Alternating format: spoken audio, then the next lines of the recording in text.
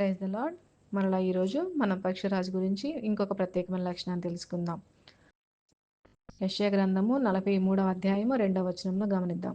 నీవు జలములలో పడి దాటినప్పుడు నేను నీకు తోడయుందును. నదులలో పడి వెళ్ళినప్పుడు అవి నీ మీద పొర్లిపారవు. నీవు అగ్ని మధ్యను నడిచినప్పుడు కాలిపోవు. జ్వాలలు నిన్ను కాల్చజాలవు. హల్లెలూయా.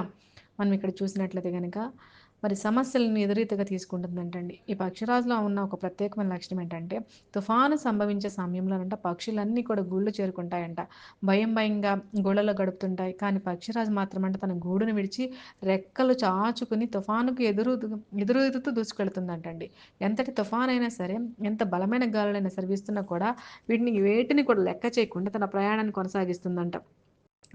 మరి కిందకు చూసే ప్రయత్నం చేసినంత మాత్రం కూడా చేయదంటండి. ఎందుకు తుఫాను వస్తుంది కదా!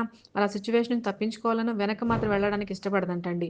మరి ప్రయాణాన్ని ఇంకా ముందుకే కొనసాగిస్తుందంట. మరి అలాంటి ప్రయత్నంలో ముందుకు దూసుకుపోతూనే ఉంటుందంట. కానీ ఎంతవరకు అంటే ఆకాశంలో చెలరేగిన భయంకరమైన పరిస్థితులను కూడా దాటి నిర్మలమైన వాతావరణంలోకి అడుగుపెట్టే వరకు ముందుకు సాగిపోతుందంటండి. మరి అలాంటి పక్షిరాజు తన జీవిత కాలంలో అత్యంత ఎత్తుకు ఎగిరే సందర్భం ఎప్పుడంటే తుఫాను సంభవించినప్పుడేనంటండి. హల్లెలూయా! హల్లెలూయా! కష్టాల కడలిలో కన్నీళ్లలో అన్నపానములై మనకు అలలకు ఎదురీదలేక గమ్యం కానరాక నిరాశ నిస్పృహలో కృంగిన జీవితాన్ని నీవు జీవిస్తుంటే పక్షిరాజు పాట మనకి ఆధ్యాత్మిక జీవితాలకు సరికొత్త పాట నేర్పుతుందండి.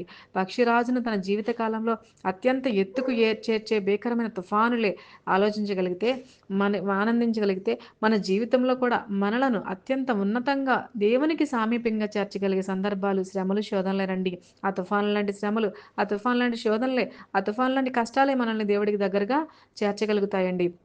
మనలను అత్యంత ఉన్నతంగా దేవునికి సమీపంగా ఉంచడానికంటే ఇవన్నీ చాలా కూడా మనకి దోహదపడతాయండి.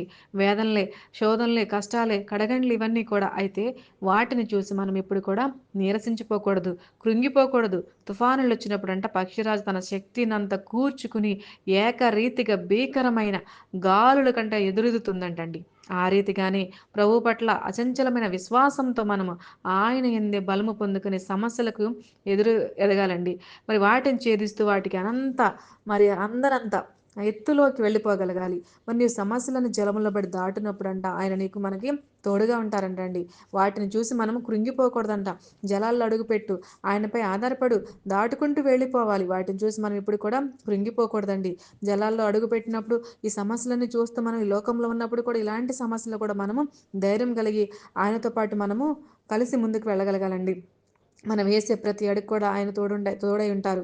శోధనలని నదులను చూసి నిరాశ చెందొద్దు. దానిలో అడుగుపెట్టి సాగిపోవాలి మనము.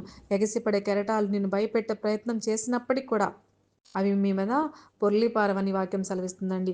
నిన్ను ముంచెత్తవంట. ఎందుకంటే ప్రభు నీతోనే ఉన్నారు గనక. అగ్ని వంటి శ్రమలు నిన్ను చుట్టుముట్టినా మరి భీతి చెందక ముందుకు సాగిపోవాలండి. అవెంత మాత్రం నిన్ను కాల్చజాలవండి. ప్రభువు పైన విశ్వాసం ఉంచి ఎబ్రీ యువకులు ఉన్నారు కదండి, షడ్రకు, మేషకు, అబేద్నెగోలు మరి తీసుకువెళ్ళి వాళ్ళ ముగ్గురిని కూడా అగ్నిగుండంలో వేసినప్పుడంట అగ్నిగుండం సహితం కూడా ఏమైపోయింది వారికి ఆహ్లాదకరమైపోయింది. పక్షిరాజు వలె శక్తినంతా కూడా తీసుకుని రెక్కలు చాచి పైకి ఎగిరిపోవాలి కానీ క్రీస్తును ఆరాధిస్తూ క్రీస్తుల నూతన బలాన్ని పొందుకోవాలి కానీ సమస్యలను సుడిగుండాలకుండా మనము చూసి భయపడకూడదండి.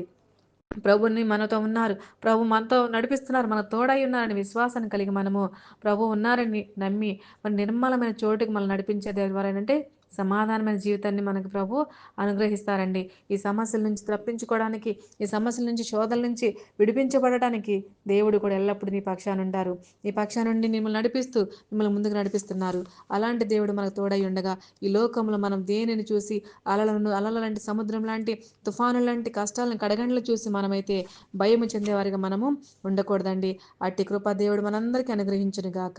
ఆమేన్.